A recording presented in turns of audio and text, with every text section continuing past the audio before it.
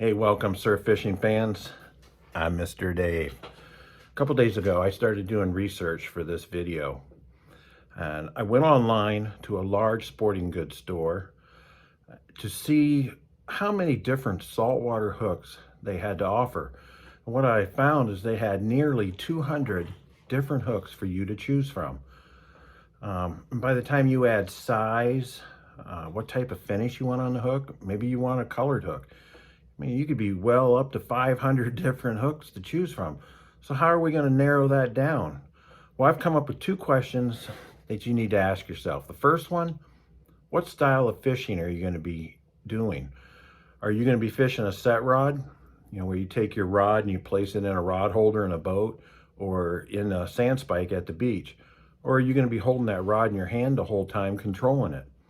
If you're using a set rod, generally, you cast the bait out, let it sink, reel in the slack, set it in your rod holder, and adjust your drag. And then you're going to, walk off and maybe check your other rods, or maybe you need to cut bait, or maybe Fred's showed up and trying to steal some of your shrimp. And while all that's going on, you failed to notice that you had a bite on one of your rods. And by the time you get over there, pick the rod up, tighten your drag, and feel the weight of that fish, it could be 20 seconds.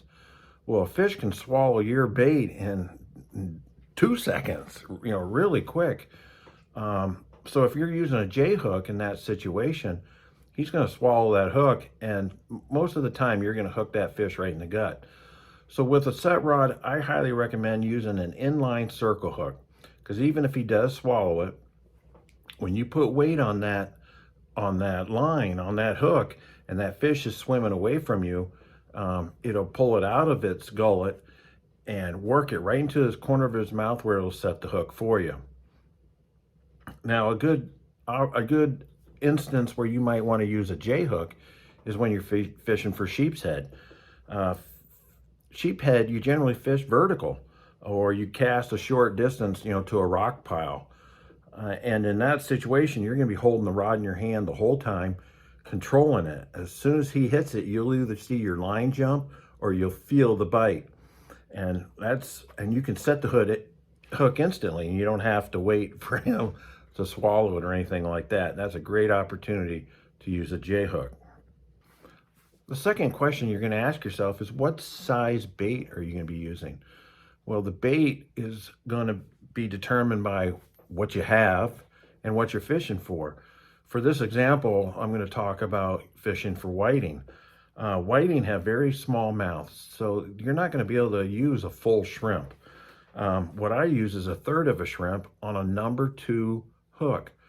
And I may go up to a number 1, but whiting's mouth is probably about as big around as a nickel. It's not very big. So you want to use a small bait and a small hook, but you don't want so much bait on that hook that it just clogs it up and there's no point exposed for you to actually catch that fish. Now, if I was fishing for pompano, I would go up to a number 1 all the way up to possibly a number 2 odd, and I'd be using, a half a shrimp. And if I was, using cut bait for, let's say, tarpon or sharks or redfish, black drum, anything like that, I'll be using a 5/0 all the way up to, a 12/0 hook. So the size of the bait, the size of the fish is going to determine your hook size. Now, personally, what I use, this is a little bonus for you. I use Mustad, hope you can see that, Demon Perfect circle hooks. I use that for whiting all the way up to sharks. Whiting, like I said, I use a number 2.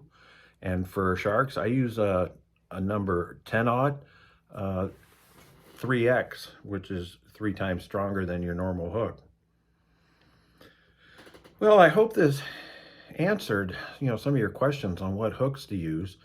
We talked about, the style of hooks, the style of fishing, and how that affects what type of hook you use. And we talked about the size of the bait will determine on what size of hook you're going to use. I hope this helped you out. If you have any questions or you think I need a little guidance, leave a comment below.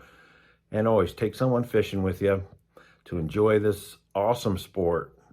And until next time, I'm Mr. Dave, out.